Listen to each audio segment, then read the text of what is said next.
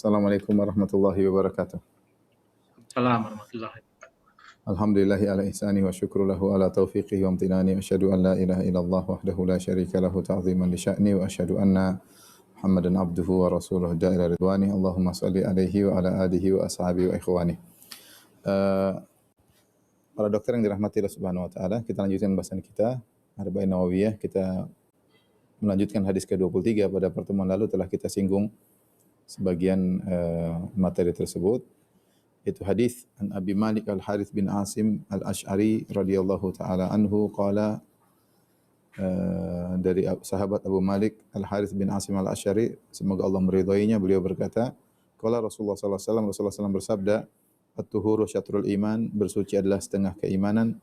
Alhamdulillahi tamla'ul mizan, ucapan alhamdulillah memenuhi timbangan.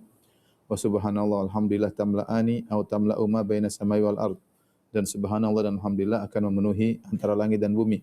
Wassalatu nurun, salat adalah cahaya. Wassadaqatu burhanun, dan sedekah adalah bukti. Wasabru dhiya'un, dan sabar adalah sinar. Wal Qur'anu hujjatun lak au alaik, Quran adalah hujjah yang membelamu atau akan menjadi bumerang menentangmu. Kullu nafsi yagdu, setiap manusia pergi di pagi hari. Faba'i'u nafsahu, maka dia akan menjual dirinya. Famu'tikuha, dia akan memerdekakannya. Au mubikuha, atau akan membinasakannya. Hadis riwayat Al-Imam Muslim. Hadis ini mengumpulkan beberapa amalan-amalan soleh yang sangat dianjurkan, dimulai dari bersuci, kemudian setengah keimanan, kemudian walhamdulillah, zikir alhamdulillah, kemudian zikir subhanallah, kemudian salat, kemudian sedekah, sabar, kemudian baca Quran. Ya, beberapa amal soleh kita akan bahas satu persatu pada kesempatan kali ini. Pada pertemuan lalu telah kita bahas tentang at-tuhur, tentang makna bersuci. Kemudian kita sudah singgung juga tentang makna alhamdulillah. Alhamdulillah, barang siapa yang mengucapkannya dengan berkualitas akan memberatkan timbangan. Kita akan bahas subhanallah, ya. Perhatikan sini, subhanallah.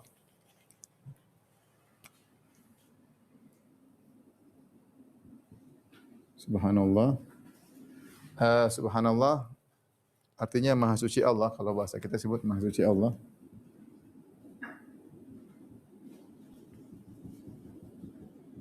Maha suci Allah di sini, maksud dari maha suci Allah itu mensucikan Allah dari segala kekurangan, mensucikan Allah dari segala kekurangan, ya, dan hal-hal yang tidak layak bagi Allah Subhanahu wa taala. Para ulama menyebutkan ada 3 hal yang mungkin bisa dimaknakan dengan maha suci Allah, 3 hal, ya. Yang pertama adalah mensucikan Allah dari sifat yang mensucikan, dari sifat-sifat yang tidak layak. Yang tidak layak. Kemudian yang kedua adalah mensucikan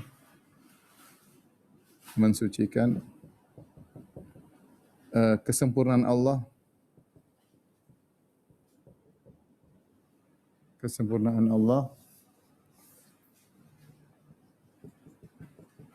dari kekurangan. Yang ketiga adalah tidak menyamakan Allah dengan makhluk.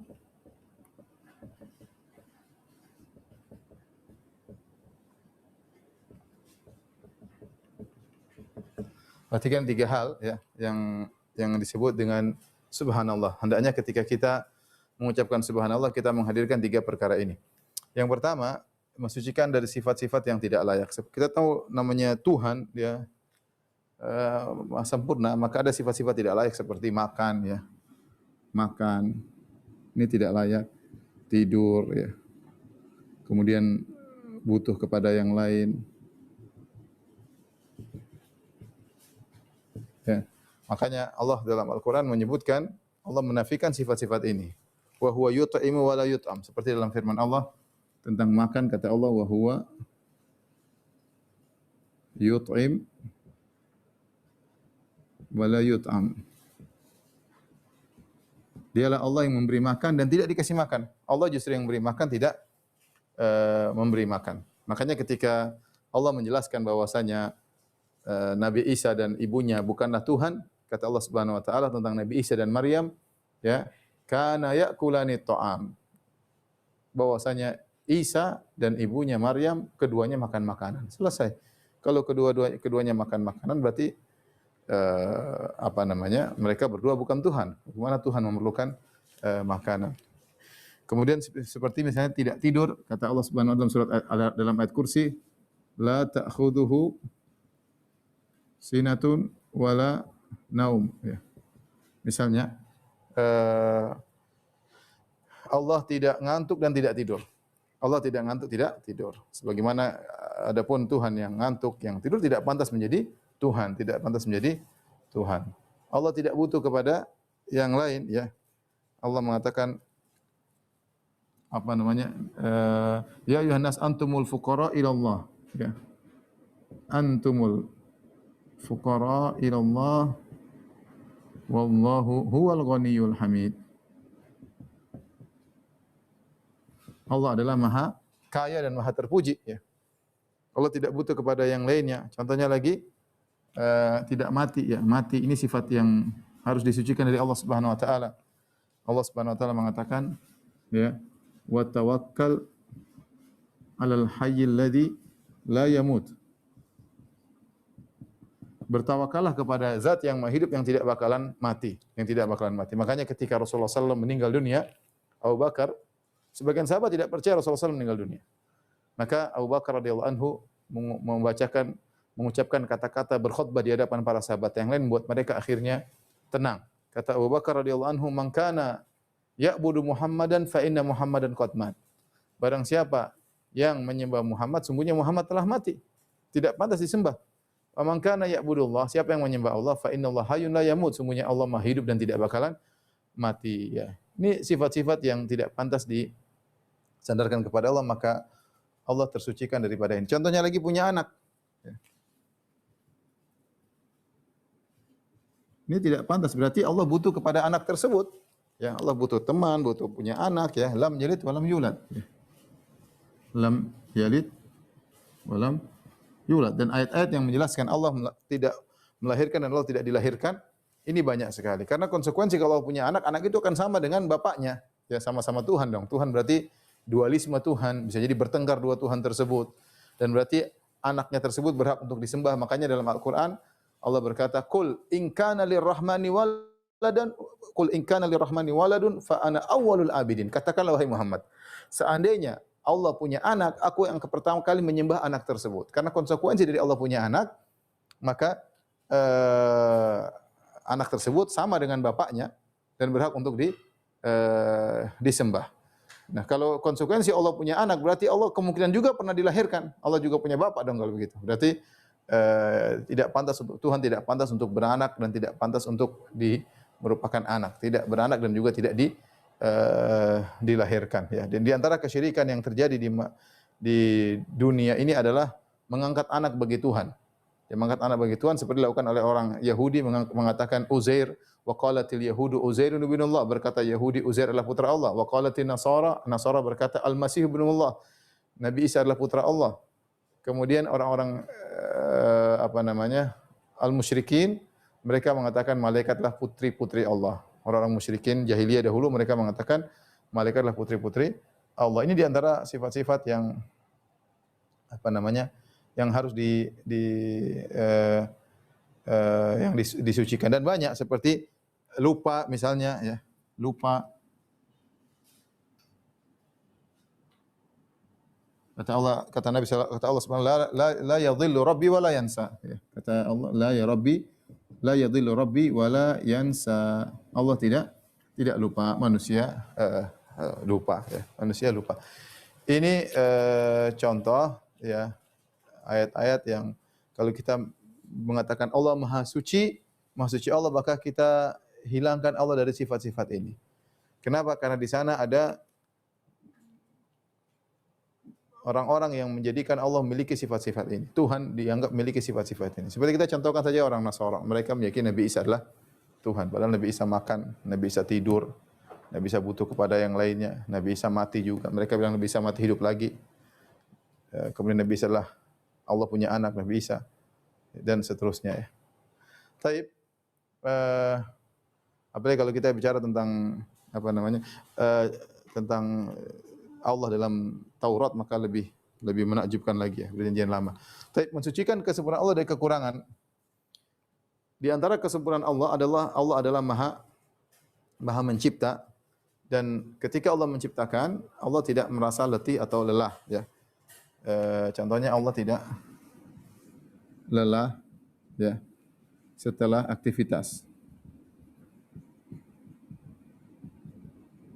Ya. Allah Subhanahu wa taala berfirman dalam surat Qaf, kata Allah Subhanahu wa taala, "Wa laqad khalaqnal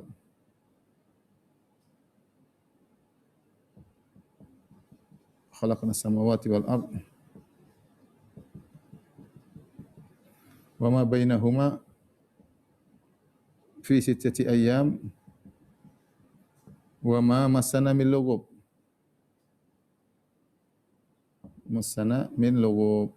Dalam surat Qaf, kata Allah, sungguh kami telah menciptakan langit dan bumi dan apa yang ada di antara keduanya dalam waktu 6 hari, dan kami tidak ditimpa dengan rasa letih. Lughub artinya letih.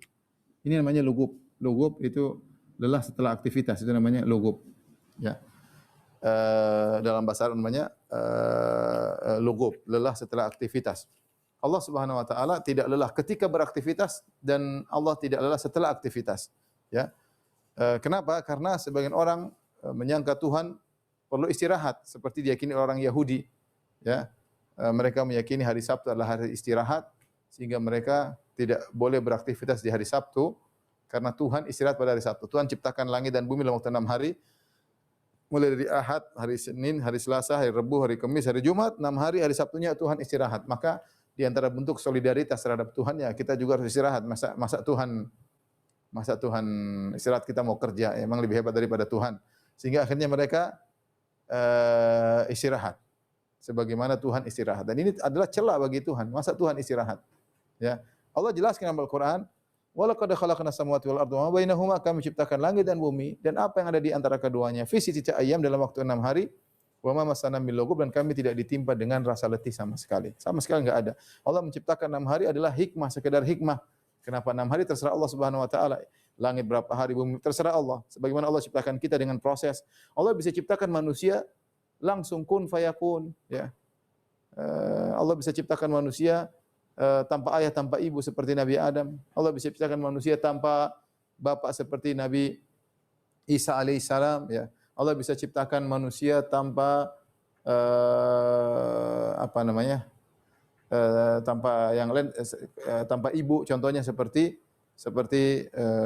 Hawa diciptakan dari tulang rusuk Adam, ya.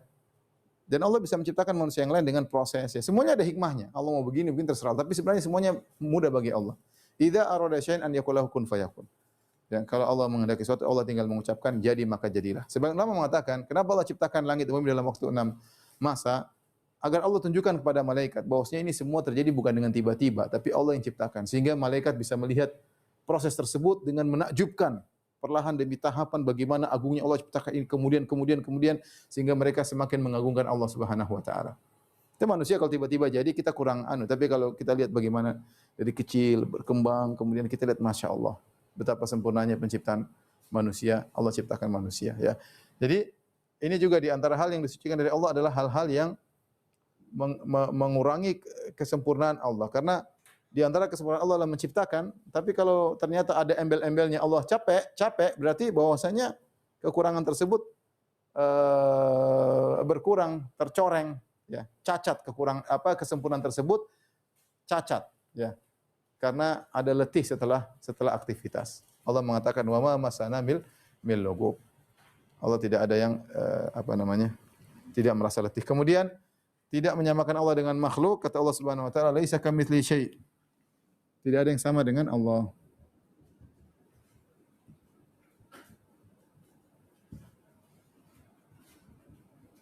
Kata Allah Subhanahu wa taala, laisa kamitsli syai'.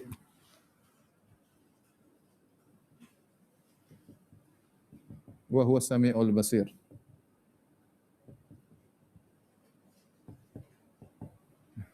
surat Asy-Syura. Kata Allah, tidak ada satu pun yang serupa dengan Allah dan Dia Maha mendengar lagi Maha melihat. Perhatikan sini, Allah menyatakan tidak ada yang serupa dengan Allah. Apapun yang terbetik dalam benak kita, itu salah. Allah tidak ada serupa dengan Allah sama sekali. Tapi Allah Maha mendengar, Allah Maha melihat. Benar kita bisa mendengar, kita bisa melihat. Tapi pendengaran kita tidak sama dengan pendengaran Allah. Penglihatan kita tidak sama dengan penglihatan Allah Subhanahu wa taala. Allah melihat seluruhnya. Kita pandangan terbatas, terlalu jauh nggak bisa lihat, terlalu kecil nggak bisa lihat, ya. Corona kita nggak bisa lihat, ya. Pendengaran juga terbatas, ada limitnya. Kalau frekuensinya sekian, kita gendang telinga kita bisa pecah. Kalau frekuensinya terlalu rendah, kita nggak bisa dengar. Ya, kenapa pendengaran kita terbatas? Ya, meskipun kita dan Allah sama-sama melihat, kita dan Allah sama-sama mendengar, tapi berbeda antara penglihatan Allah dengan penglihatan kita, pendengaran Allah beda dengan pendengaran kita. Kenapa? Karena zat Allah tidak sama dengan zat kita. Nah, kapan kita menyamakan Allah dengan makhluk? Berarti kita merendahkan Allah Subhanahu wa taala. Ya, merendahkan Allah Subhanahu wa taala. Makanya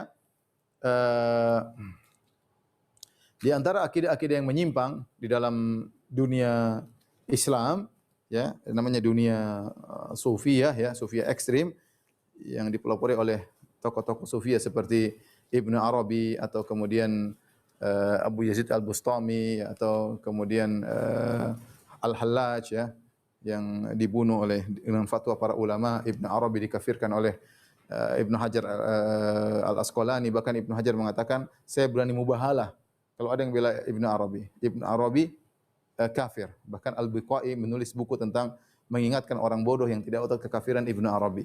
Ini sempat tersebar mazhab Sufiyah, saya tulis di sini, ya. Sederhana. Mazhab Sufiyah yang merendahkan Allah.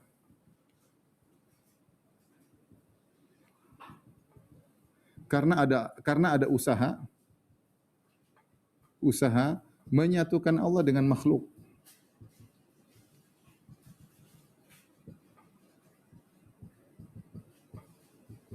Ada beberapa mazhab Sufiyah, contoh seperti ada namanya Al-Hululiyah, ada namanya Al-Ittihadiyah, ada namanya Wahdatul Wujud. Ini 3 mazhab Sufiyah yang semuanya adalah usaha untuk menyatakan Allah bersatu dengan makhluk. Al-Hululiyah maksudnya Allah halla, yaitu Allah halla fil makhluk. Itu Allah menempati makhluk.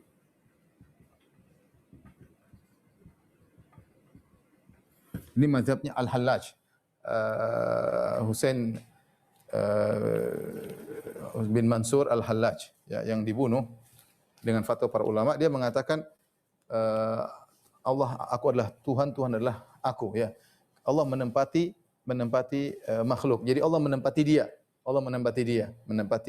dirinya, ya, menempati dirinya sebagaimana pendapat salah satu mazhab dalam Nasara, entah Yakubiyah atau Nestori, saya lupa, yaitu Allah menempati Isa. Jadi ada khilaf di kalangan Nasara apakah Allah dan Isa satu kesatuan adalah dua hal yang bersatu, ya. Ada yang mengatakan Allah menempati Isa, ya, seperti air yang menempati gelas misalnya. Nah, Allah menempati makhluk, ini pendapat Al-Hallaj, ya, Al-Hallaj. Ya. Ini Al-Hallaj. Kemudian Al-Ittihadiyah itu Allah bersatu dengan makhluk. Ittihad artinya bersatu. Allah bersatu dengan makhluk. Ini adalah pendapatnya Abu Yazid Al-Bustami. Diriwayatkan darinya, Allah akan kebenarannya, tapi begitu orang sufi menukil dari dia, Abu Yazid Al-Bustami. Karena kita meragukan karena Abu Yazid Al-Bustami tidak meninggalkan buku yang dia tulis, tapi orang-orang sufi mengaku dia memiliki pendapat ini. Al-Bustami. Bedanya antara Al-Hululiyah dengan Ittihadiyah yaitu bahwasanya Al-Hululiyah, Al-Ittihadiyah itu Allah zat, makhluk zat bersatu menjadi satu kesatuan, tidak bisa terpisahkan. Seperti kalau kita campurkan antara kopi dengan susu, kita aduk jadi kopi susu. Sudah tidak bisa dipisah-pisahkan lagi. Beda dengan Hululiyah. Hululiyah seperti ada perbedaan antara yang menempati dan ditempati. Antara menempati dan ditempati ada perbedaan. Kalau ini sudah jadi satu kesatuan sehingga tadinya dua unsur yang berbeda kemudian menjadi satu kesatuan. Sebut al-ittihadiyah. Ini proses dengan namanya al-fana, di awal dengan al-fana semacam meditasi. Ini sudah saya bahas dalam masalah sufiyah, cuma saya ingin nyinggung sedikit aja. Wahdatul wujud lebih parah. Wahdatul wujud ini mazhabnya Ibnu Arabi. Dan dia sampaikan dalam bukunya Fususul Hikam dan juga dalam kitabnya Futuhat Al-Makkiyah. Wahdatul wujud maksudnya tidak ada yang dibedakan. Wujud kita adalah wujud Allah. Wujud kita adalah wujud Allah. Wujud makhluk itulah wujud Allah. Itulah penampakan dari wujud Allah.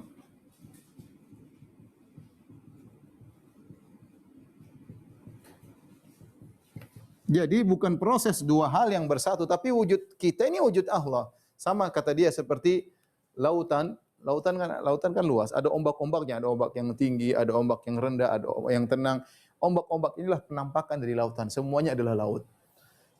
Dan ini adalah turunan dari kalau para dokter tentu pernah belajar filsafat dari mazhab Platonis ya, atau dalam bahasa Arab Aflutin yang dia punya punya mazhab dalam ketuhanan namanya al-faid kalau bahasa Arab ya. Bahwasanya makhluk adalah konsekuensi dari Tuhan yang begitu sempurna, akhirnya makhluknya adalah penampakan dari Tuhan ya.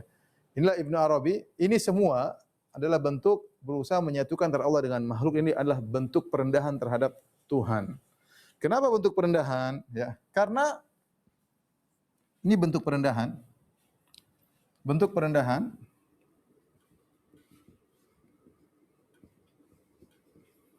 karena Allah Maha Sempurna.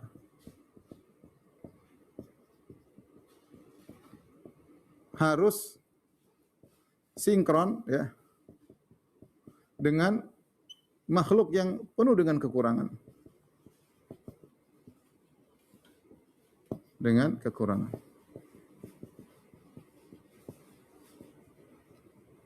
Ya, jadi mau tidak mau ketika Allah menempati, dia harus menyesuaikan adaptasi dengan Nabi Isa. Allah turun Nabi Isa, adaptasi Nabi Isa. Dalam Nabi Isa ada jiwa kemanusiaan, kata mereka nasut adalah hutnya, ada jiwa ketuhanannya, ada jiwa kemanusiaan, tapi di situ Allah adaptasi. Makanya Nabi Isa lapar, Nabi Isa tidur. Dia Tuhan kok lapar kok tidur ya. Tapi intinya ini menunjukkan perendahan kepada Allah Subhanahu wa taala. Adapun dalam Islam Allah terpisah dari makhluknya. Allah Maha Besar, Allah di luar makhluk. Ya, malaikat saja yang begitu agung tidak bersatu dengan Allah Subhanahu wa taala.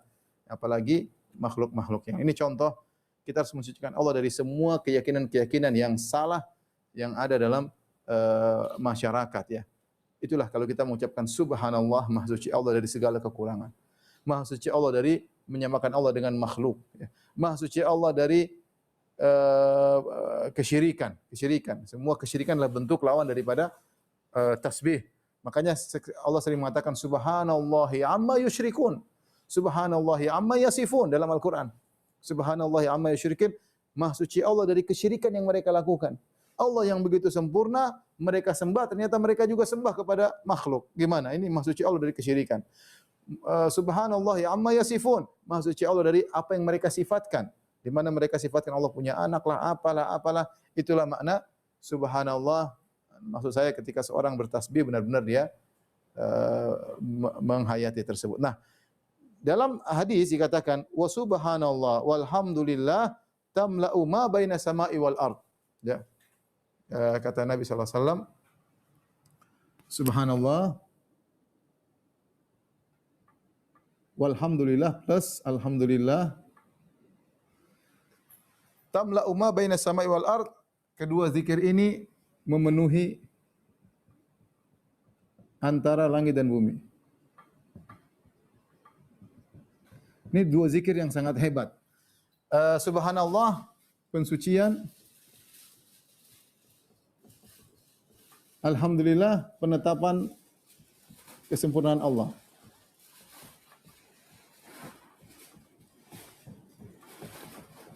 Sudah kita jelaskan alhamdulillah kemarin, Allah Subhanahu wa taala dipuji karena sifat-sifatnya yang maha tinggi, yang maha agung, dan juga nikmat-nikmat yang banyak Allah berikan kepada kita. Ketika digabungkan antara dua ini, subhanallah, maha suci Allah dari segala kekurangan, disertai dengan alhamdulillah, pujian akan keagungan Allah, jadi sempurnalah pujian kepada Allah. Makanya sering digabungkan subhanallah dengan alhamdulillah. Contohnya subhanallah wa bihamdihi. Ya. Subhanallah bihamdihi. Contoh, ya. Itu menggabungkan antara maha suci Allah, subhanallahil azim. Azim itu penetapan, subhanallah pensucian. Ya. Subhana rabbiyal a'la, maha suci Allah yang maha tinggi. Pensucian dari segala bentuk kerendahan, penetapan Allah yang maha tinggi. Subhanallah bihamdihi. Ya, subhanallah, alhamdulillah banyak. Ya, ini gabungan antara subhanah dengan hamdalah. Tasbih dengan hamdalah sering digabungkan. Itu ketika digabungkan, maka ini dua zikir yang sangat kuat berkaitan dengan pengagungan terhadap Allah dan pahalanya tamla'u ma baina sama'i wal ard, pahalanya sangat banyak, sangat akan memenuhi antara langit dan bumi. Jadi saya katakan kemarin di antara ibadah yang agung disepelekan orang adalah zikir. Kelihatannya sepele tapi ternyata pahalanya besar. Tapi banyak orang menyepelekan. Tapi tadi kualitas. Kualitas ketika kita berzikir beda gimana? Subhanallah, subhanallah, subhanallah, subhanallah. Alhamdulillah, alhamdulillah. Enggak, kita zikir tenang-tenang. Alhamdulillah kita sambil merenungkan kenikmatan yang kita rasakan tentang bagaimana agungnya sifat-sifat Tuhan. Subhanallah sambil kita bayangkan betapa banyak orang merendahkan Allah Subhanahu wa taala. Kita berzikir pelan-pelan kita nikmati. Baik, ini subhanallah alhamdulillah. Kemudian selanjutnya wassalatu nurun. Ya. Wassalatu nur. Tolong dihapus. Sebentar ya.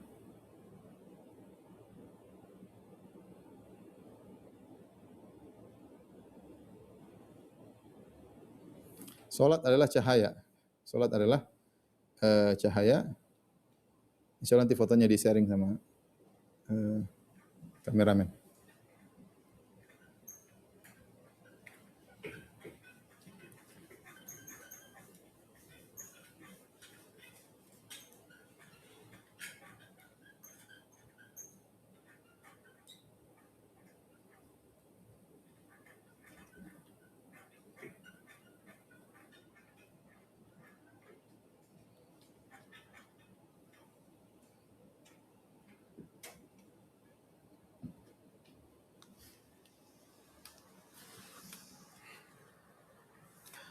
As-salatu nurun.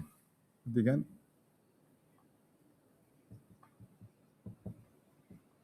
Salat adalah cahaya. Apa makna cahaya di sini? Cahaya di sini apa maknanya? Ada yang mengartikan maknanya secara hakiki ya. Ada majazi. Majaz atau hakiki. Majaz maksudnya salat adalah petunjuk, cahaya maksudnya cahaya adalah petunjuk.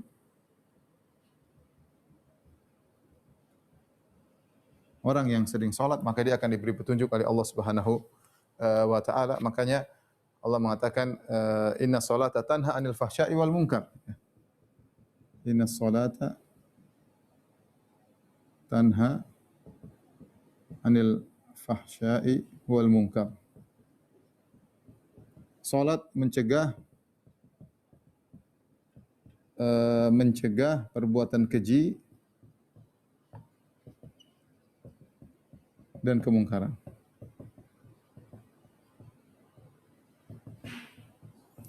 Orang meskipun dia melakukan kemungkaran, tapi kalau dia salat, ya, kalau dia salat, dia suatu saat akan berhenti. Yang penting dia salat. Salatnya benar. Ya karena akan bertentangan ya, bertentangan. Saya kenal seorang dulu, pokoknya dia maksiat lah, apalah. Kalau saya kontak sama dia, cuma ingat, jangan lupa sholat. Saya mau bilang dia nggak boleh begini, nggak boleh begitu, sulit ya, sulit. Ya, saya bilang yang penting kamu jangan tinggalkan sholat. Kalau kamu tidak tinggalkan sholat, orang kalau tidak tinggal sholat, dia akan kembali suatu saat. Ya, karena sholatnya akan menjadi cahaya bagi dia. Cahayanya redup, tapi lama-lama kuat. Kalau sudah kuat, dia akan tinggalkan itu semua. Ya, bagaimana tidak tiap 5 kali dia harus connecting dengan Rabbul Alamin. Dia ingat Allah Subhanahu wa taala. Meskipun dia sholat cepat-cepat. Meskipun sholat cepat-cepat. Tapi ada kawan cerita dia dulu ya suka entertain misalnya urusan bisnis nanti nyogok sana nyogok sini, terkadang dia bawa orang ke tempat diskotik bahkan tempat perzinahan ya, tapi waktu sholat dia sholat. Sampai kadang dia sholat di dapur.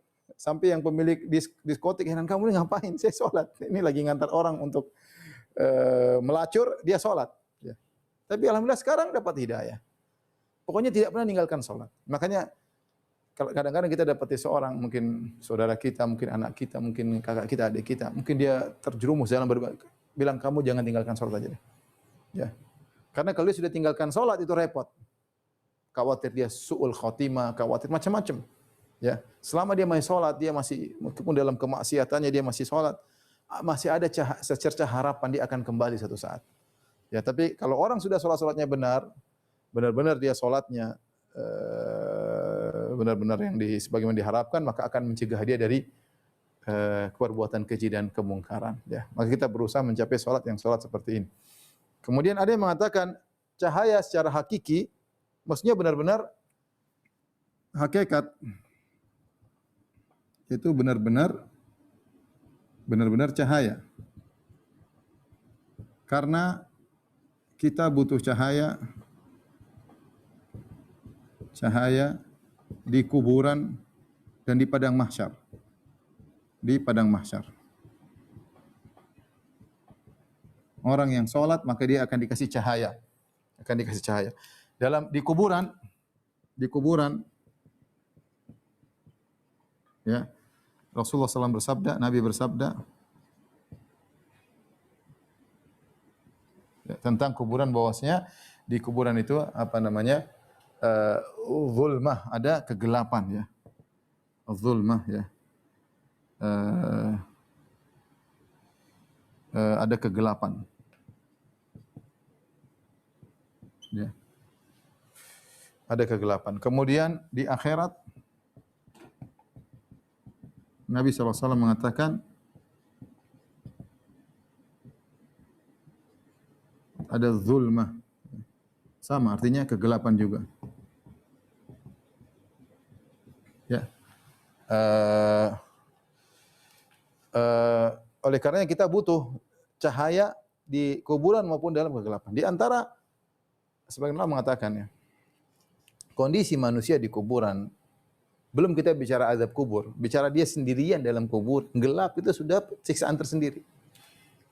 Bagaimana Allah mentakdirkan mayat ketika dikubur, lantas kemudian keluarganya, teman-temannya meninggalkan kuburannya, Allah membuat dia bisa mendengar derap langkah kaki yang meninggalkan kuburannya tersebut. Kita aja kalau kita dikubur dalam tanah, kita masih hidup, kita mungkin enggak dengar ya, karena jarak mungkin jauh kemudian. Tapi mayat yang dalam kuburan, Allah buat dia dengar. Dia mendengar langkah kaki, sendal-sendal, sepatu-sepatu orang-orang yang meninggalkan dia. Itu suatu kesedihan sendiri bagaimana dia merasakan dia ditinggal. Kemudian ada kegelapan sendirian, kegelapan dalam kuburan, subhanallah. Ya. Ini suatu penderitaan tersendiri. Belum kalau kita bicara dia diadab dalam adab kubur. Wong kesendirian saja suatu perkara yang tidak enak. Siapa yang suka dengan kesendirian? Di antara hal yang bisa menerangi kuburan kita adalah dengan salat. As-salatu nurun. Salat adalah cahaya. Semakin Anda banyak salat, insyaallah kuburan Anda semakin terang. Kita butuh cahaya. Ya. Kita butuh cahaya dalam kuburan. Terlebih lagi di akhirat kita butuh cahaya. Ketika kita akan melewati sirat, kalau enggak ada cahaya, terjungkal ke dalam neraka jahanam. Sirat adalah diletakkan alamat ini jahanam, di atas neraka jahanam, dan kegelapan dan api neraka hitam disebutkan dalam hadis, hitam sehingga gelap. Kalau kita disuruh jalan enggak tahu apa yang terlihat, kita bakalan jatuh. Ya. Maka orang-orang berdoa pada hari tersebut minta cahaya mereka disempurnakan.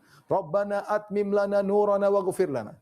Mereka berkata, ya Rabb kami, sempurnakanlah cahaya kami, ampunilah kami. Mereka tahu dosa-dosa mereka yang buat cahaya mereka redup. Mereka berdoa kepada Allah minta diberikan cahaya. Di antara hal yang memudahkan seorang dapat cahaya yang banyak adalah dengan salat. Was-salatu nurun. Salat adalah cahaya. Dan dalam hadis kata Nabi sallallahu alaihi wasallam, "Basyiril masya'ina bidzulam ilal masajid bin nurit tami yaumal qiyamah." Berilah kabar gembira kepada orang-orang yang berjalan dalam kegelapan menuju masjid. Beri kabar gembira kepada mereka orang yang berjalan menuju masjid dalam kegelapan, yaitu salat Isya, salat subuh. Bin nurit tami yaumal qiyamah. Mereka akan mendapatkan cahaya yang sempurna pada hari kiamat kelak. Ya. Makanya orang tidak salat tidak ada cahaya baginya. Kata Nabi sallallahu alaihi wasallam, "Wa man lam yuhafiz 'alaiha." Siapa yang tidak menjaga salat 5 waktu, falaisa lahu nurun, tidak ada cahaya baginya. Wala najatun, tidak ada keselamatan baginya. Wala burhan, tidak ada bukti iman baginya.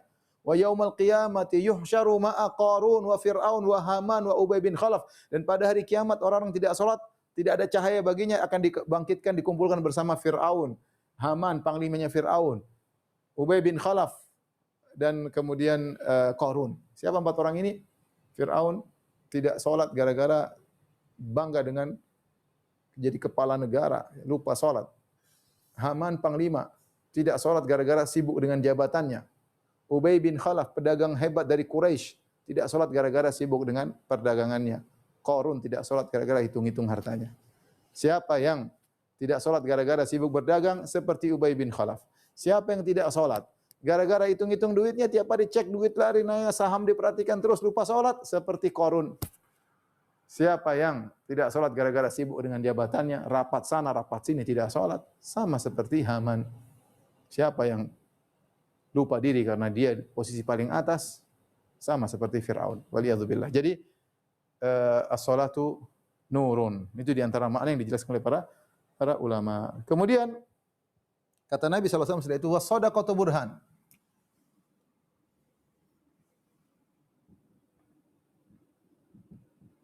Burhan. Sedekah adalah bukti. Sedekah adalah bukti. Benar, ini salah satu bukti Anda beriman adalah Anda bisa sedekah. Anda yakin dengan hari kiamat, mana buktinya? Buktinya Anda harus berkorban. Di antara bentuk korban dengan harta adalah sedekah. Karena manusia ini, para dokter yang dirahmati Allah Subhanahu wa taala, kita semua diciptakan dengan punya sifat cinta dengan harta. Ya, kata Allah Subhanahu wa taala, "Wa tuhibbunal mala hubban jamma." Kalian mencintai harta dengan kecintaan yang dalam. Siapa yang enggak suka harta? Manusiawi, ya. Suka mobil mewah, suka baju mewah, suka rumah indah. Harta kita suka, punya duit banyak di ATM banyak, tentram, bahagia. Enggak ada duit, gelisah, manusiawi, semua suka harta. Ya. Wa tuhibbunal mala hubban jamma. Kalian mencintai harta dengan cinta yang dalam. Wa innahu li hubbil khairi lasyadid. Kata Allah, sungguhnya manusia itu li hubbil khair. Khair di sini diartikan oleh para ulama dengan harta. Sungguhnya kecintaan manusia terhadap harta sangat dalam. Apalagi dia cari dengan susah payah, apalagi dengan banting tulang, perah keringat, ya. Kemudian dia harus sedekah, waduh, berat. Makanya bukti seorang beriman kepada Allah adalah dengan di antaranya dengan sedekah. Allah mengatakan was-shadaqatu burhan. Bukti Anda beriman adalah sedekah. Makanya kata Nabi sallallahu alaihi wasallam, "Wala yajtami' al-iman fi syuh wasyuh fi qalbi 'abdin abada." Tidak mungkin berkumpul antara iman dengan pelit dalam hati seorang. Kita bisa mengecek diri kita sejauh mana. Kalau Anda beriman dengan hari kebangkitan, Anda beriman bahwasanya sedekah ini akan menjadi menjadi naungan Anda pada hari kiamat kelak. Kata Nabi sallallahu alaihi wasallam, "Kullu mri'in tahta shadaqatihi yaumal qiyamati." Yaumal qiyamah hatta yufsala bainan nas. Bahwasanya sedekah akan menjadi naungan seorang muslim pada hari kiamat kelak sampai Allah memutuskan hukuman di antara manusia. Kapan? Di padang mahsyar. Tatkala matahari jaraknya 1 mil. Orang kepanasan, berdiri di atas tanah yang terbuka padang mahsyar, dempet-dempetan, keringat bercucuran. Ada orang bahagia datang sedekahnya menaungi dia. Dia teduh di bawah naungan sedekahnya. Semakin banyak sedekah, semakin ternaungi dengan sedekahnya. Maka sedekah adalah bukti. Dari situ, ikhwan dan akhwat rahmatillah subhanahu wa ta'ala, orang bersedekah dia harus maksakan diri, latihan. Harus latihan. Maksakan diri. Dari 100.000, mau kemudian 200.000 sampai 500.000, 1 juta, dan begitu uang datang dan pergi. Uang datang dan pergi. Ya, kita keluarkan insya Allah kasih. Kita Allah kasih. Dan itu sudah hal yang pasti. Saya sering sampaikan cerita saya ketika saya masih kuliah. Saya suatu cerita yang membuat saya sampai sekarang terngiang dalam hati saya. Ada guru saya cerita, ada seorang saleh dan dia sering bersedekah. Dia dapat apa dia kasih. Sampai orang bilang sama dia, "Kamu kok dapat apa sedekah? Dapat apa sedekah?" Ya. Maksudnya pikirkanlah dirimu juga. Maksudnya mewahkan apakah? Dia bilang, "Saya punya kebiasaan dengan orang dan Allah punya kebiasaan dengan saya. Ya, saya tidak ingin merubah kebiasaan Allah kepada saya. Kebiasaan saya kalau saya punya harta saya sedekahkan kepada orang-orang. Dan kebiasaan Allah kalau saya sudah sedekah Allah kasih sama saya. Saya tidak ingin merubah kebiasaan tersebut. Jangan sampai saya merubah kebiasaan saya dengan Allah, Allah rubah kebiasaan dengan saya." Saya punya kebiasaan, Allah juga punya aturan, punya kebiasaan. Subhanallah. Demikian manusia, kalau kasih dia akan dikasih, kasih. Ya. Kalau kita tidak kasih, Allah akan kasih lewat jalan lain. Kalau kita kasih, Allah akan kasih jalurnya jelas dari Allah, kemudian kita kasih orang. Nah, kalau lewat kita dapat pahala. Kalau lewat kita dapat pahala. Orang itu mungkin dapat rezeki dari orang lain. Kalau lewat orang lain kita nggak dapat pahala. Tapi kalau lewat kita, harta tersebut mampir sama kita kasih, kita dapat pahala. Ya ikhwan, ya akhwat, bapak dan ibu, Allah tidak minta seluruh harta kita. Kita juga tidak iman seperti Abu Bakar, semua harta kita kasih. Kata Allah, anfiqu mimma razaqnakum. Infakkanlah sebagian daripada yang kami beri rezeki kepada kalian. Bukan juga kemudian infak kita kelaparan, enggak. Pokoknya anak sudah tenang, istri sudah tenang, enggak ada keberlebihan kita kasih. Jangan pelit. Kita ini kalau sedekah, sebenarnya kita sedang membangun istana kita di akhirat. Jangan pelit-pelit bangun istana. Jadi di dunia kita bikin rumah bagus-bagus, di akhirat enggak punya istana, repot. Silakan Anda bangun istana di dunia, tapi jangan lupa punya istana di akhirat yang keren istananya. Yang keren istananya. Caranya gimana? Di antaranya sedekah. Udah, ini tabungan saya untuk di akhirat. Ya. Maka makanya ketika Nabi sallallahu alaihi wasallam membagikan kambing, Nabi suruh Aisyah bagikan kambing. Setelah kambing dibagi, Nabi bertanya, "Ma baqiya minha?" Wahai Aisyah, apa yang tersisa? Kata Aisyah radhiyallahu anha, dia berjawab dengan polos, dia mengatakan, "Ma baqiya minha illa katifaha." Kata dia, "Ya Rasulullah, semua kambing sudah habis, enggak ada sisa kecuali bagian belikat kambing belum saya bagi. Yang tersisa cuma daging belikat, semuanya sudah habis." Aisyah jawabnya sederhana, dia lihat zahirnya yang tersisa cuma daging bagian belikat. Nabi jelaskan, kata Nabi sallallahu alaihi wasallam, "Baqiya kulluha illa katifaha." Justru yang sudah dibagi itu sudah yang tersisa. Yang belum dibagi itu yang tidak tersisa. Justru yang sudah dibagi itu yang tersisa di akhirat. Yang tidak dibagi, yang kita makan, yang kita konsumsi tidak tersisa. Yang kita sedekahkan, yang kita sumbangkan itu yang tersisa. Ya, maka kalau kita atau antum semua bangun istana di surga, jangan tanggung-tanggung. Ya, saya bukan maksudnya nyuruh kita melalaikan anak istri, enggak. Anak istri kita tentunya sedekah kepada anak istri juga infak yang berpahala ya, tapi maksud saya harus ada sisihkan untuk istana kita di akhirat. Wa sadaqatu burhan. Sedekah adalah bukti. Kemudian kata Nabi sallallahu alaihi wasallam setelah itu, wa sabru diya.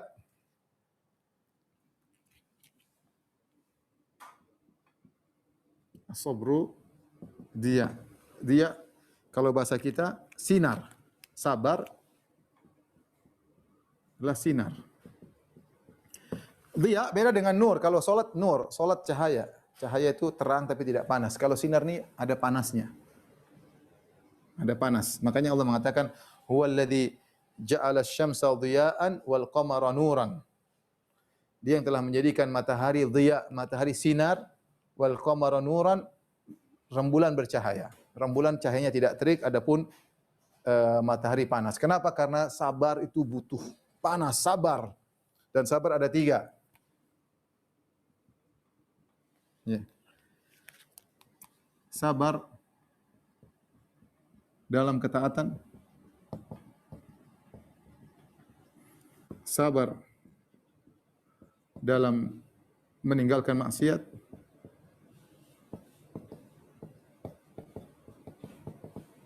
kemudian sabar dalam menjalani musibah. Ini 3 model kesabaran yang harus kita jalani. Sabar, jalan ketaatan butuh kesabaran ya. Bangun subuh, sholat malam butuh kesabaran. Sedekah butuh kesabaran. Oh, godaan banyak, pengen beli ini, pengen beli anu. Sholat ke masjid mau ngobrol sama orang, macam-macam ini. Mau sholat ada pasien, banyak. Kita mau taat juga butuh kesabaran. Taatan butuh kesabaran. Ya. Ada orang badannya kuat, binaragawan, tapi buka matanya sini enggak kuat. Azan subuh dikumandangkan, as-salatu khairun minan naum, tidur lagi. Ada orang kurus kerempeng, bahkan cacat. Azan subuh pergi ke masjid. Ya. Sebagian orang cacat sholat tarawih di Masjid Nabawi berjam-jam, satu kaki berdiri, kuat. Dia punya kekuatan iman. Ini butuh kesabaran dalam menjalankan ketaatan. Kesabaran dalam meninggalkan maksiat ini juga bukan perkara yang sepele di zaman sekarang. Godaan begitu banyak. Ya. Godaan ingin ini, ingin anu, ingin ini, apalagi laki-laki godaan wanita ya. Apalagi mungkin dokter juga digoda dengan anunya lah, macam-macam lah. Semua orang punya godaan tersendiri. Misalnya pilot dengan pramugari-pramugarinya, waduh, repot kalau enggak punya keimanan. Ya. Godaan jabatan, godaan menggiurkan, godaan untuk maksiat, untuk korupsi, godaan untuk banyak ya, untuk ya banyak hal ya. Banyak hal. Masing-masing kita punya godaan tersendiri. Ini sabar dalam meninggalkan maksiat. Sabar ini butuh kesabaran luar biasa. Yang ketiga sebagaimana yang kita ketahui, sabar ketika mendapat musibah. Kebanyakan orang memenai sabar cuma ini. Namanya sabar dipikir sabar cuma menjalani musibah. Padahal sabar ada 3 model. Sabar dalam ketaatan, sabar dalam maksiat, sabar dalam musibah ya. Sabar dalam musibah. Jika ditinjau mana yang lebih pahalanya lebih besar? Yang lebih agung di sisi Allah mana? Sabar ketaatan, sabar dalam maksiat atau sabar meninggalkan musibah? Secara jenis kata para ulama, secara jenis dua sabar ini lebih afdal dari sabar yang ketiga. Kalau kita nomor 1, 2, 3. Kenapa bisa lebih afdal dari sabar yang ketiga? Karena sabar ketiga ini tidak ada pilihan. Karena ini namanya ikhtiar, ini pilihan. Sabar ikhtiari, pilihan. Kalau ini tidak ada pilihan. Ya pasrah mau gimana lagi. Ittirari, terpaksa. Tidak ada pilihan. Terpaksa kalau bahasa Arabnya ittirari. Al-ittirari. Kalau ini al-ikhtiyari ya. Kalau kita taatan dan kemaksiatan, kita bisa milih, bisa tidur atau ke masjid. Ada pilihan. Mau ke masjid atau mau tidur. Ya, tapi kita milih ke masjid. Sama maksiat juga ada pilihan, mau korupsi atau enggak. Mau goda istri orang atau tidak, ya. Mau ngelihat aurat wanita atau nundukkan pandangan, ada pilihan. Tapi kalau ini enggak ada pilihan, mau kena musibah, ekonomi jatuh ya udah mau apa? Mau menaikkan ekonomi enggak bisa, enggak ada pilihan. Dari sisi ada pilihan dan tidak ada pilihannya, maka dua sabar ini lebih afdal daripada sabar ini ya. Tetapi ini secara jenis, tapi secara per ujian-ujian maka bisa jadi berbeda. Bisa jadi ini sangat agung, sangat besar nilainya. Contohnya seperti apa? Makanya kata para ulama, sabarnya Yusuf ketika Nabi Yusuf alaihissalam ketika digoda oleh Zulaikha itu lebih besar pahalanya daripada ketika dia dilemparkan dalam sumur oleh kakak-kakaknya. Karena ketika dilemparkan dalam sumur itu sabar musibah. Tidak ada pilihan, mau dia mau loncat dari sumur nggak bisa. Tapi ketika digoda oleh Zulaikha, dia bisa milih, bisa berzina kalau dia mau. Makanya sabar ikhtiari lebih besar pahalanya daripada sabar ittirari. Ini ditinjau dari jenis. Tapi ketika kita bicara bicara per ujiannya, maka bisa jadi ini juga besar. Contohnya sabarnya Nabi Ayub alaihissalam diuji dengan jenis kesabaran dengan musibah, tapi sangat luar biasa. Allah mengatakan, Inna wajadnahu sabiran. Ni'mal abdu innahu awab. Kami dapati Ayub adalah hamba yang sabar. Inna wajadnahu sabiran. Ni'mal abdu, sebaik-baik hamba. Innahu awab, dia selalu kembali kepada Allah. Dia diuji dengan penyakit bertahun-tahun. Kemudian ditinggalkan oleh anak-anaknya meninggal dunia. Hartanya hilang semua. Ludes semuanya. Sebagaimana semua dalam buku-buku tafsir. Ya, ini tidak sama dengan ujian yang ini. Artinya, kalau dari jenis, ini duanya lebih hebat daripada. Tapi kalau dari satu persatu bisa jadi ini lebih hebat daripada yang lain. As-sabru dhiyaun. Sabar itu ada cahaya tapi dia panas, tapi ada cahaya. Untuk mendapat cahaya itu harus ada kesabaran, ada panas yang menerpa. Dia harus sabar menahan panas tersebut ya. Kemudian waktu kita tinggal sedikit, kita lanjutkan aja. Sebenarnya pembahasannya panjang tapi kita lanjutkan aja. Kita lanjutkan Al-Qur'anu hujjatun lak au alaik. Al-Quran adalah pembelamu atau jadi bumerang bagimu di hari kiamat. Tidak ada dua. Kita tidak ada baca Quran sekedar wawasan doang. Al-Quran untuk kita amalkan atau kita enggak amalkan. Siapa yang mengamalkan, Al-Quran akan membela dia pada hari kiamat. Beri syafaat baginya pada hari kiamat. Iqra'ul Quran fa innahu ya'ti yaumal qiyamati syafi'an li ashabi. Baca Al-Quran, Al-Quran akan beri syafaat bagi pembacanya. Al-Quran mengatakan Allahumma Rabbi mana'tuhu minan naum fasyafi'ni fih. Ya Allah, aku telah mencegah dia dari tidur ya Allah. Aku buat dia tidak tidur ya Allah.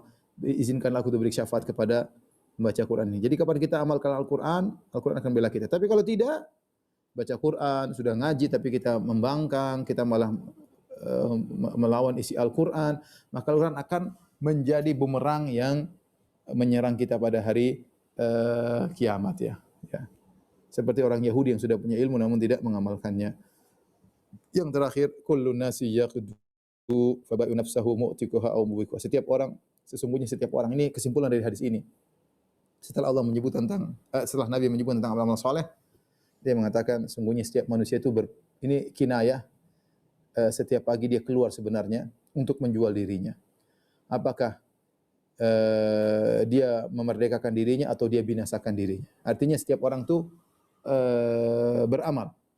Yang amal dia itu entah membinasakan dia atau menyelamatkan dia dari neraka jahanam. Wa minan nasi may yashri nafsahu ibtigha'a mardatillah wallahu raufun bil ibad. Kata Allah Subhanahu wa taala, dan di antara manusia ada yang menjual dirinya kepada Allah mencari keridhaan Allah.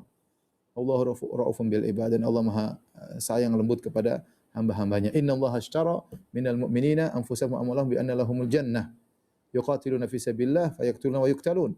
Sungguhnya Allah membeli dari sebagian kaum mukminin jiwa mereka dan harta mereka dengan mereka berjuang di jalan Allah Subhanahu wa taala.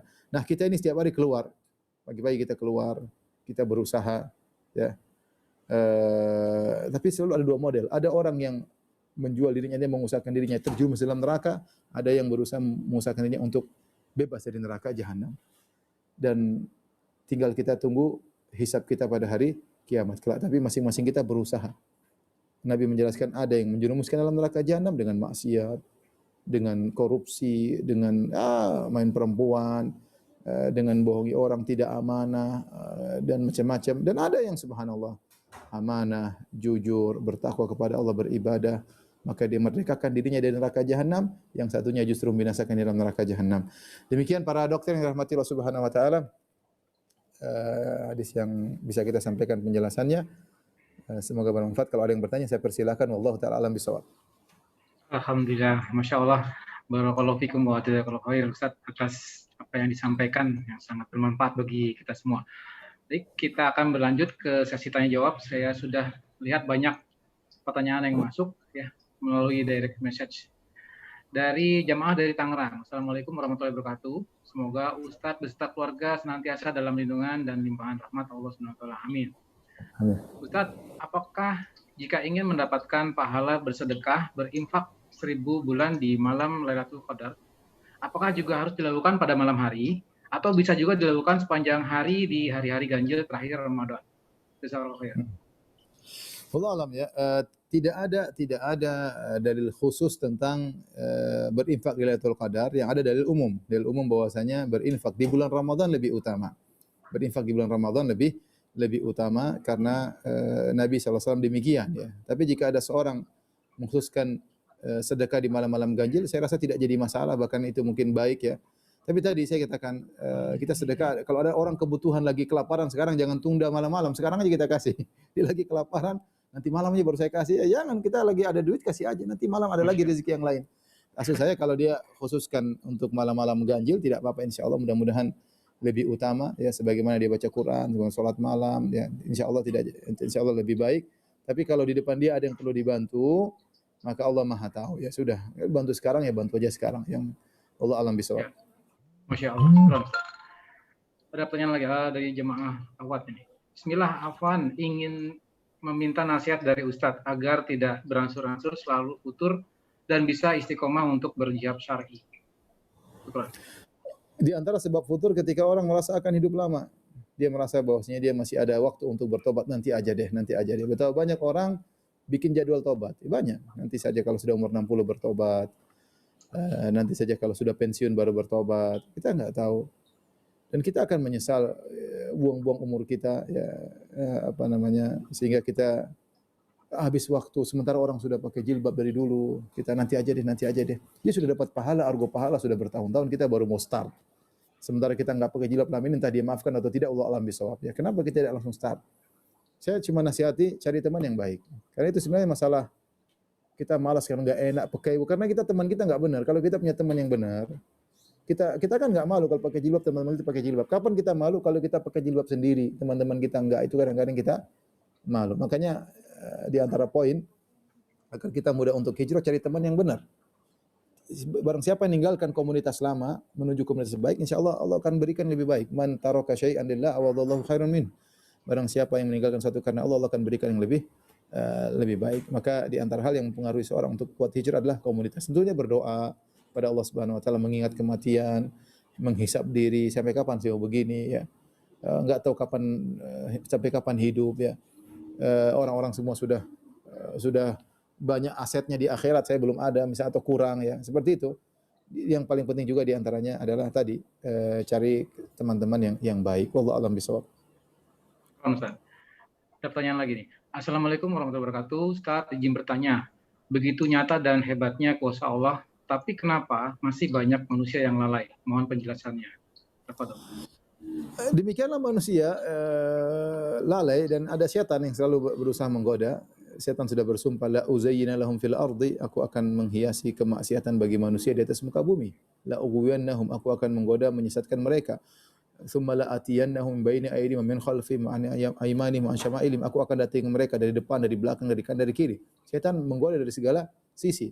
Dan setan adalah musuh yang tidak kelihatan. Innahu yarakum huwa qabilu min haitsu la tarawnahum. Dia dan anak buahnya lihat kalian, kalian tidak bisa melihat. Kemudian setan juga punya pengalaman yang banyak, yang dia tahu bahwasanya si fulan ini kalau digoda begini terjungkal, kalau tergoda ini terjungkal. Dia punya pengalaman menggoda banyak manusia. Dan nenek moyang kita Adam alaihissalam pernah tergoda. Oleh karenanya kalau tidak berlindung kepada Allah, orang sulit untuk selamat dari godaan setan. Gimana kita mau melawan musuh kita yang tidak kelihatan, yang nongkrongnya kita tidak pernah berhenti, ya, tidak pernah berhenti. Bahkan Nabi mengatakan qilu fa inna syaitana la yaqil. Tidurlah siang, setan tidak tidur. Setan tidak tidur godain kita. Kita tidur siang, dia tidak tidur siang. Kemudian dia nongkrongnya kita. Inna syaitana yaqudu li bani Adam bi atruqih. Kata Nabi sallallahu alaihi wasallam, setan itu nongkrong di setiap jalan ditempuh oleh anak Adam. Dia mau ke masjid ada setan yang goda. Dia mau sedekah ada setan goda. Dia mau berbakti sama orang tua ada setannya yang goda ya. Belum setan dari kalangan manusia yang juga ikut menggoda. Jadi menurut saya wajar banyak orang terjun dalam kemaksiatan karena dunia yang menggiurkan. Dunia itu menggiurkan. Dan Allah jadikan perhiasan untuk ujian. Kata Allah, "Inna ja'alna ma 'alal ardi zinatan laha linabluwahum ayyuhum ahsanu amala." Kami ciptakan di atas muka bumi perhiasan.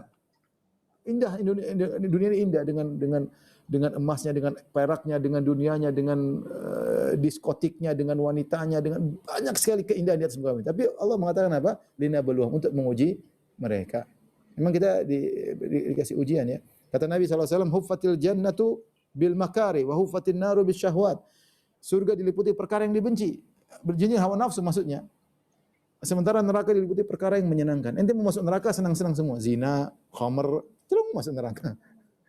Nah, kalau mau surga ya berat. Harus ini, boleh gini, ada duit sedekah, gini, pergi ke masjid, inilah. Ada cewek cantik tundukan pandangan, aduh repot. Digoda cewek di blok. Wah, kita maunya jangan di blok, kita maunya nyambung ngobrol, malah di blok. Ini orang sinting malah digoda malah di blok. Jadi semuanya godaan, makanya kalau dibilang kok banyak orang tergoda ya memang godaan sangat luar biasa. Maka tidak mungkin kita selamat kecuali dengan izin Allah. Maka senantiasa berlindung kepada Allah Subhanahu wa taala. Baik, selanjutnya. Syukran, Ustaz.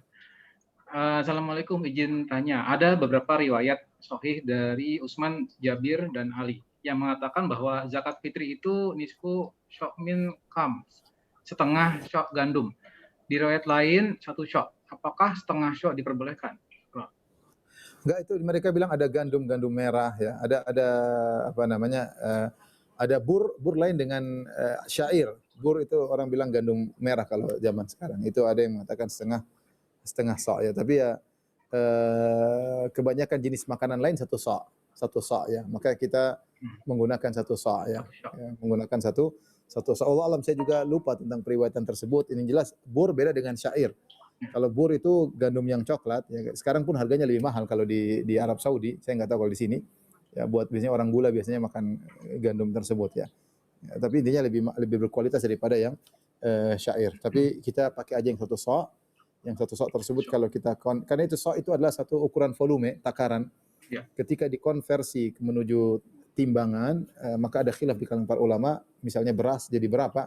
Ada yang mengatakan 2,5, ada yang mengatakan 2,4, ada yang mengatakan 2,7. Ya kita taruhlah 2,5 amannya, atau 2,6 terserah. Itu satu sa'. Insyaallah ringan ya, karena 2,5 kg beras itu murah ya. Masya Allah. Tidak berat bagi kita ya. Allah alam bisawab. Jazakallahu khair. Dari jemaah di Brebes, Bismillah, izin bertanya, apa yang paling afdol dikerjakan di 10 hari terakhir di penghujung Ramadan yang mulai ini? Jazakallahu khair. Saya kasih buat saya praktik pribadi, artinya udahlah pokoknya jangan lupa sholat maghrib berjamaah karena maghrib sudah termasuk dari Lailatul Qadar. Kalau Lailatul Qadar dimulai dari terbenam matahari, berarti maghrib masuk. Jangan sampai orang fokus sholat malam, maghribnya dia tidak perhatian. Kalau bisa aman di masjid ada protokol kesehatan, berusaha sholat maghrib berjamaah bagi laki-laki tentunya. Jadi sholat yang wajib-wajib dikerjakan dengan baik, sholat isya dikerjakan dengan baik. Saya anjurkan habis gini, misalnya kita malam ganjil, ya. Azan dikumandangkan, makan dulu. Kalau saya langsung makan besar, saya tidak pernah makan kecil, kecuali terpaksa. Makan besar supaya apa? Supaya hemat. Begitu habis sholat, nunggu maghrib sampai isya kita bisa ngaji. Nah, kalau kita habis makan, habis sholat, makan lagi ya udah sampai isya kita makan. Setengah jam 40 menit buat makan doang ya. Oh, kurus tapi makannya 40 menit. Kalau gemuk makan 40 menit nggak apa-apa. Ini kurus makannya 40 menit. Jadi saya sarankan udah makan cepat dulu. Kalau kita bicara ahlul hadis, mereka makannya cepat, jangan lama-lama. Ini karena kita ngejar malam-malam ganjil. Udah habis azan makan, udah makan, langsung makan besar aja. Mudah-mudahan kalau sebagian masjid ngomatnya ditunda. Setelah itu sholat, habis sholat udah kita bisa duduk baca Quran sampai isya. Dari isya, habis isya, kemudian nunggu taraweh, habis taraweh pulang mungkin ke rumah kalau enggak itikaf. Kalau itikaf ya di masjid aja. Baca Quran sampai jam-jam 10. Saya anjurkan tidur. Kalau ngantuk tidur, jangan tahan-tahan. Tidur jam setengah 1 bangun, jam 1 kalau mau sholat malam jam setengah 2. Sehingga kita tidur bangun dalam kondisi segar. Kita baca Quran nikmat, kita baca tafsir nikmat. Kalau baca Quran sambil gini-gini tuh beda kualitasnya kalau kita baca Quran sambil apa. Nah, jadi tidur tidak ada masalah 2 jam, ya 2 jam, 3 jam, jangan sampai 5 jam ya. Tidur 1000 bulan nanti ya. Tidur 2 jam setengah, udah cukup bangun, udah kita gaspol sampai subuh. Gaspol sampai subuh. Tunggu syuruk, habis syuruk tidur udah. Kalau ngantuk tidur, habis syuruk salat duha tidur. Sudah hilang nanti bangun jam 10 pagi enggak ada masalah. Itu yang mungkin bisa dilakukan sambil di sela-sela waktu menunggu itu baca Quran, salat malam. Nah, kalau antum punya ATM, antum bisa sedekah, kirim teks sama ke bibi, ke tante, ke siapa, habis 10 juta semalam. Lebih banyak, kalau enggak ya 100.000 enggak apa-apa ya. Saya bisanya. Jangan lupa telepon orang tua mungkin, ya kalau mungkin kan ya minta doa atau doain orang tua ya. Jadi tidak ada ibadah tertentu, tapi yang paling fokus adalah baca Quran dan salat malam. Itu yang paling, dan banyak doa, jangan lupa banyak doa. Wallahu a'lam bishawab. Baik, saya lanjutkan. Aku ingin bertanya Ustaz, apakah jika seseorang yang masih melakukan kemungkaran atau bid'ah dalam agama, sholatnya orang itu tidak diterima? Dan bagaimana menyampaikan ayat-ayat Allah Ta'ala bahwa makhluklah yang perlu dengan ibadahnya kepada Allah Ta'ala? Seorang saya tidak tahu tentang hadis seperti itu ya, apakah pelaku bid'ah sholatnya tidak diterima. Bid'ah seperti maksiat, cuma dia jenisnya maksiat yang berbeda. Jenisnya berbeda. Jenisnya adalah maksiat dengan cara membuat ibadah yang tidak dicontohkan. Dan bid'ah bisa bertingkat-tingkat. Kalau bid'ahnya berkaitan sampai pada tingkatan kesyirikan seperti tadi bid'ahnya Ibnu Arabi, bid'ahnya Hallaj yang tadi menganggap Tuhan bersatu dengan makhluk atau begini-begini yang sudah saya terangkan, maka itu bid'ah yang sampai pada tingkat kekufuran. Yang itu jangankan salatnya, ibadahnya pun tidak diterima oleh Allah Subhanahu wa taala. Tapi kalau bid'ah-bid'ah yang berkaitan dengan peribadatan bukan dengan akidah, seharusnya bid'ahnya itu aja yang tidak diterima, tapi ibadah yang lain harusnya diterima berdasarkan kaidah ya, berdasarkan kaidah. Allah alam bisawab. Adapun Allah tidak butuh dengan ibadah kita. Dalam Al-Qur'an Allah banyak mengatakan in ahsantum li anfusikum. Kalau kalian berbuat baik untuk diri kalian. Wa may yashkur fa inna ma yashkuru li nafsi. Barang siapa bersyukur, dia bersyukur untuk dirinya sendiri. Sedekah juga adalah untuk kita. Allah menamakan sedekah dengan qardhan hasanan, dengan pinjaman yang baik, supaya kita tahu bahwasanya sedekah itu akan dikembalikan oleh Allah dengan bunga yang sebanyak-banyaknya di akhirat kelak. Ya, Allah akan kembalikan. Sama Allah menamakan pahala dengan ajar. Ajar itu upah. Seakan-akan kamu nggak dikasih upah. Sebagaimana orang dikasih upah, Allah menamakan ajar. Ajar bahasa Arabnya upah. Kalau orang kerja dikasih upah ya. Allah tidak butuh, tapi Allah menamakan upah supaya kalian semangat, pasti ada pahalanya. Kata Nabi, la tahqiranna minal ma'rufi syai'an walau antalqa akhaka biwajhin taliq. Jangan meremehkan kebaikan apapun meskipun hanya tersenyum, karena senyumanmu yang ikhlas akan ada pahalanya di sisi Allah Subhanahu wa taala. Makanya dalam hadis qudsi Allah mengatakan, "Ya ibadi, law anna awwalakum wa akhirakum wa insakum kanu ala atqa qalbi rajulin wahidin minkum, ma zada fi mulki syai'a." Wahai hamba-hambaku, seluruhnya dari awal sampai akhir jin dan manusia. Kalau kalian semuanya hatinya hati manusia terbaik, kalian semua hatinya seperti Nabi Muhammad SAW, tidak akan menambah kerajaanku sedikit pun. Walau anna awwalakum wa akhirakum wa insakum wa jinnakum kanu ala afjari qalbi rajulin wahidin minkum ma naqasa min mulki syai'a. Kalau kalian manusia dan jin dari awal sampai akhir, dari iblis sampai jin terakhir di hari kiamat, dari Nabi Adam sampai seluruh manusia, entah berapa miliar. Kalau kalian semua hatinya seperti Firaun, tidak akan mengurangi kekuasaan Allah Subhanahu wa taala. Jadi kita beribadah untuk kita sendiri sebenarnya. Ya, kita beribadah untuk kita sendiri sebenarnya. Makanya Allah mengatakan jika seorang bersedekah, seakan-akan dia memberi keuntungan bagi orang yang sedekah. Padahal itu untuk dia sendiri. Orang yang kasih sedekah mungkin senyum sebentar, tapi sedekah itu membuat kita bisa tersenyum lebih lama. Hati kita menjadi bahagia, harta kita di dunia ditambah. Di hari kiamat sedekah akan menjadi naungan bagi kita. Belum pahala di surga dan seterusnya. Wallahu a'lam bishawab. Mungkin pertanyaan terakhir. Baik. Baik, Ustaz. Ini dari ya. Masih lama ya? Bisa berapa lagi Ustaz? Banyak banget pertanyaannya Ustaz ini. Banyak sekali. Ya. Satu aja. Satu lagi Ustaz ya. Ya. Baik, ini dari WhatsApp, langsung WhatsApp saya ini. Assalamualaikum, apakah sedekah boleh kita hutang dulu karena uang kita belum cair? Nanti kalau sudah ada baru kita bayar. Misalkan mau hutang sembako dulu. Syukran.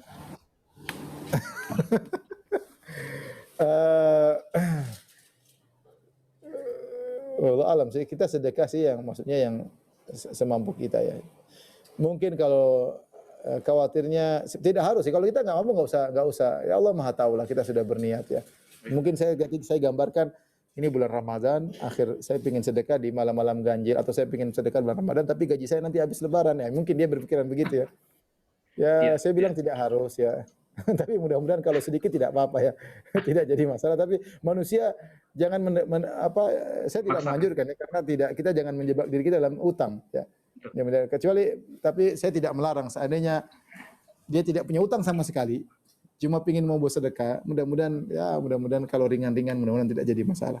Wallahu alam bisawab. Demikian saja apa yang saya sampaikan, kurang lebihnya saya mohon maaf kepada para guru, para dokter dan para pemirsa.